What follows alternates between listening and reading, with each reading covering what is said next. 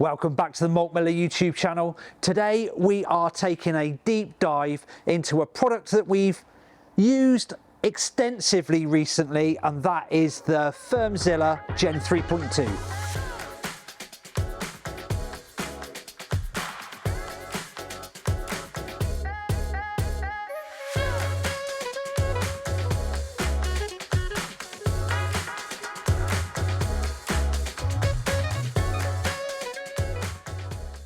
James, we've been using the FermZilla a lot recently, fermenting various different beer styles in it. Actually, we're really liking this product. Oh, Rob, I'm absolutely loving this product. I've used it loads for projects that we've been doing here at the Malt Miller recently. I think we're probably up to maybe 8 or 9 brews now in this FermZilla since we released the original video a couple of months ago. And yeah, do you know what? Now that I've been using it for this amount of time, really enjoying what we're doing with it and the benefits that it's brought to some of the beers we've produced. So now we've been brewing with it for a while, Rob. What are some of the features of the FermZilla that you've been really enjoying? Well, actually, let's start at the bottom, because having the collection vessel on there makes it so easy to use. We've got a couple of ports on there. We can vent the collection vessel of air, fill it with CO2, make sure that we're keeping everything as oxygen free as possible. We can then collect the trub and discard it, or actually we can use it as a yeast collection vessel and reuse the yeast. It can just sit in the fridge and we can reuse that yeast. Absolutely brilliant, love it. Actually, that's a really good point, because it does come with a cap as well, so that you can cap that yeast slurry off. You know, it's all nice and sanitized, and if you're going to be brewing within a day or so, popping it in the fridge, then pulling it out when you want to use it, it's really good, really good. And actually, what I've really enjoyed, you touched on it there, is being able to, once you've collected your yeast and your trub and you've got rid of it, being able to wash, sanitize and put the collection vessel back on, then purge it, so that you can then take another dump. So say if you've got a really big dry hop in there, which we've done some really big dry hops on there, on beers using this system, being able to do another dump and draw that stuff off as well. Whilst we're talking about the collection vessel at the bottom and dry hopping, one of the things I've really enjoyed is being able to hook up CO2 to the bottom of the collection vessel. So you do a dry hop, a couple of days later, you know, or 24 hours later, you pump some CO2 through the bottom to rouse the hops, get them back up into suspension, right? Really maximise the utilisation of those hops. That's been awesome. Well, actually, it's exactly replicating what we were told by John at Hackney, which is what they do, blowing CO2 through the bottom of their uni tanks to re-rouse the hops to get the most utilisation out of them as possible. Yeah, and that does really work a trick, right? Now, moving up, further up the FermZilla, a couple of other things that I've really enjoyed. First and foremost, being able to see what's going on with fermentation. We've fermented some beers in here using some of the WHC thermotolerant yeast strains, and watching the yeast moving around, it's like a giant snow globe. The thing was boiling. It was absolutely incredible. I keep on saying this about these crystal clear fermenters. Yeah, it's absolutely wonderful that we can see what's going on, but we have to keep them dark. So, you know, that's the only thing, you know. Yeah, it's great to be able to see what's going on, but don't get addicted to the snow globe. No, right? That beer needs to be dark at all times, so it's just in the light for the smallest amount of time possible. So if we head up to the top, right, so we have fermented some beers under pressure in this. We have transferred beers under pressure. Transferring beer under pressure in it's super convenient, so quick as well, because you're not limited with, you know, maybe a vessel that isn't holding all the pressure. So you can literally just put a little bit of pressure on the top, connect it up to a keg, bosh, in it goes, and you can see it going down as well, which again is another really nice indicator, so that you're not taking any of the really thick slurry at the bottom, or, you know, too much hot matter. That being said, the mesh basket that acts as a filter does a really good job of that as well. Yeah, it does. We have to remember that not all beer styles we want to ferment under pressure, and this being one of them, actually. So New England IPA, all about that juicy hop flavour, and actually fermenting under pressure does a really good job of suppressing that, so we don't want to do that. Yeah, but again, when we couple this fermenter up with the blow tie spunding valve, we can dial that pressure in, so we can have it turned right down, so it's literally just venting out one way, so we know we're not getting any oxygen ingress. But when we do come to want to do our pressurized transfer, it's easy to take that off, add in our top pressure, transfer to the keg. Super simple. Works straight. So as it stands, this fermenter is basically as it comes out of the box with the addition of the pressure pack. So that means it's ready to ferment under pressure or push the beer out using CO2. That's nice and easy. However, we have been using some fantastic additions which just enhance the use of this product no end. I mean, first and foremost, we should probably talk about the RAPT pill. We haven't got one in here. I don't know why I didn't put it in here. Apologies. But we've used that on a number of beers as well. And just being able to get that insight as to what's going on in the tank has made a big difference as well. You know, we've used some of these wireless hydrometers in the past, but I've found the RAPT pill just to be really stable. You know, get the notifications when I'm at home about what's going on in the tank, being able to check it wherever I am, all that kind of stuff's really, really cool. Well, at an awesome price point as well. The price point of the pill is massively advantageous. The battery as well on it, you know, the battery just lasts and lasts and lasts, and it's super easy to then just charge up when it needs a charge. So talking about the pill, obviously that's part of the RAPT portal. So it's not just that device, it also links up with other devices, one of them being the temperature controller. Now, I know that you've absolutely fallen in love with that product. I have, right? So the temperature controller, we recently got in when we were looking at bringing in some more bits and pieces from our friends at Kegland, and the RAPT temperature controller, I'm completely on board with. You know, you can plug it into a heater, you can plug it into a chiller in the same way that many other of these kind of wireless temperature controllers work. What I love about it is, having brewed on the BrewZilla, I'm quite familiar now with how the interface works on the BrewZilla. I'm quite familiar with the RAPT portal, and you connect the RAPT temperature controller to the RAPT portal.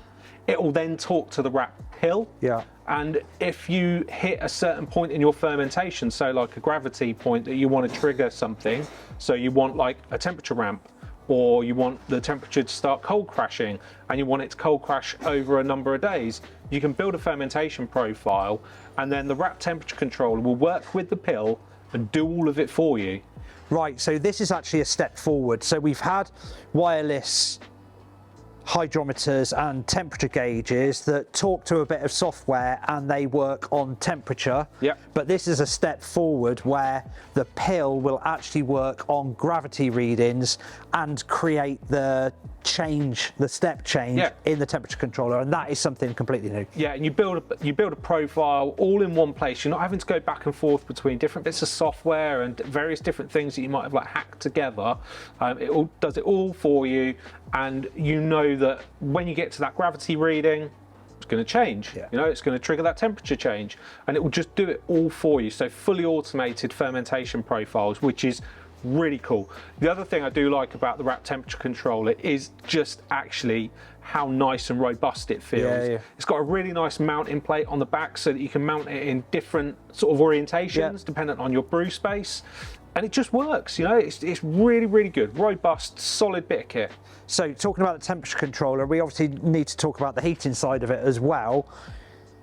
Got to be careful how you heat these bad boys, because obviously they're made of PET, and PET does not like intense heat. Well, neither does beer, right?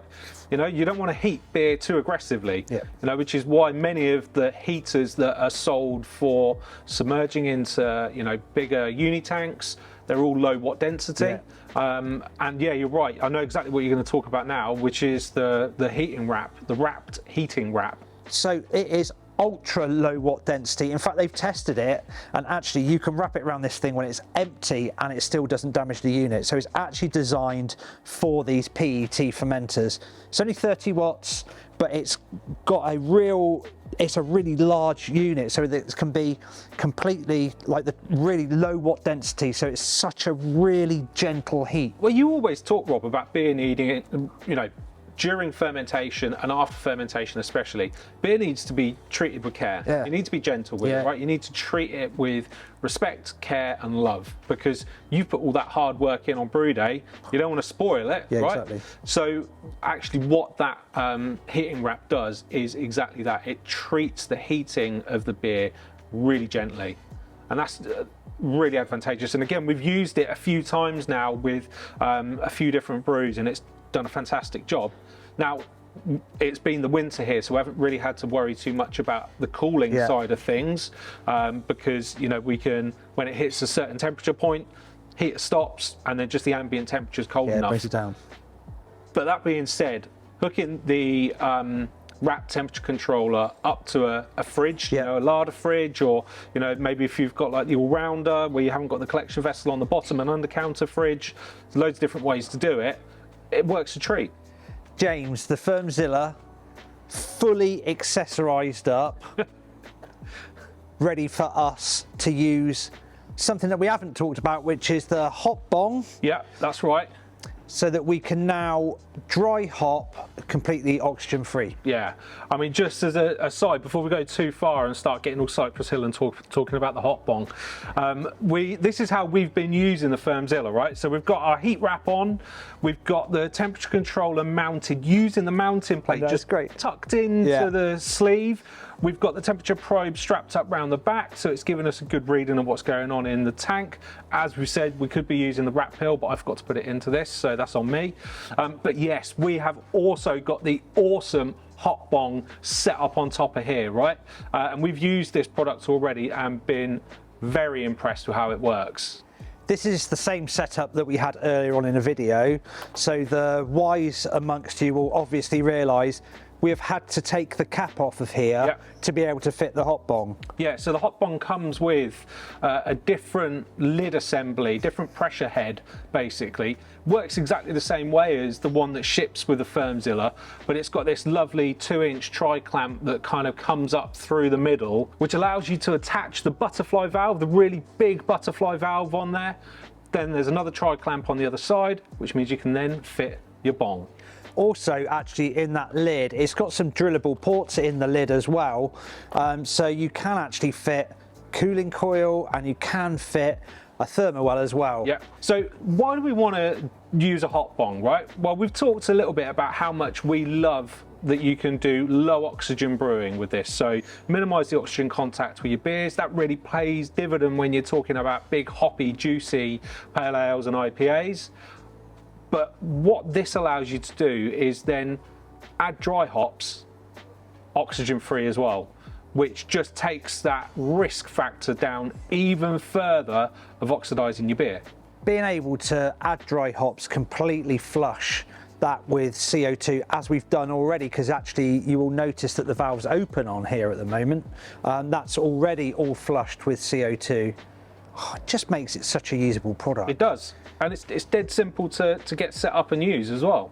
We've added some height here, obviously. Now, we could have the valve closed and this could be in a fridge without this on, but obviously we're taking up a bit of extra space with that once it's added.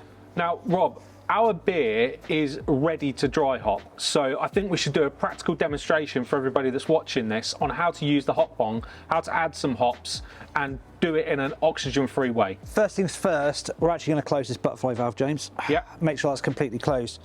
Right, let's start oxygen-free right from the beginning, and something that's really important. So when we're packing our hops, we have a machine that actually pulls all of the air out of our hop packaging. Yep. It then squirts nitrogen back in.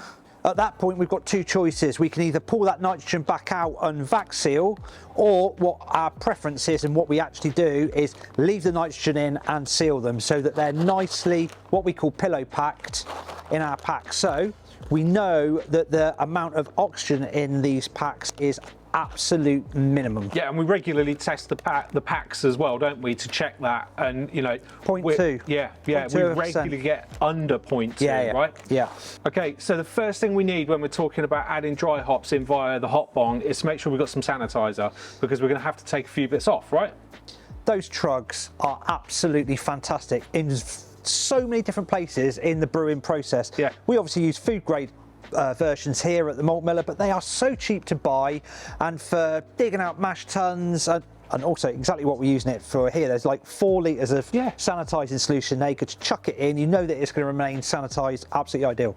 Now the first thing we've got to do is remember we've closed the butterfly valve here. That means we've got a little cylinder up here that's isolated from the rest of the tank that at the moment has got some pressure in it. Yeah. So we need to dump the pressure. We do. We've got a really nice handy little PRV at the top there that we can pull. Undo our tri-clamp. Take that off, chuck it in our sanitizer along with the seal and the lid. Rob, do you want to pop in our bag of hops? What hops you got there? I have got Sabro, James. Wonderful. Coconut boy. Beautiful.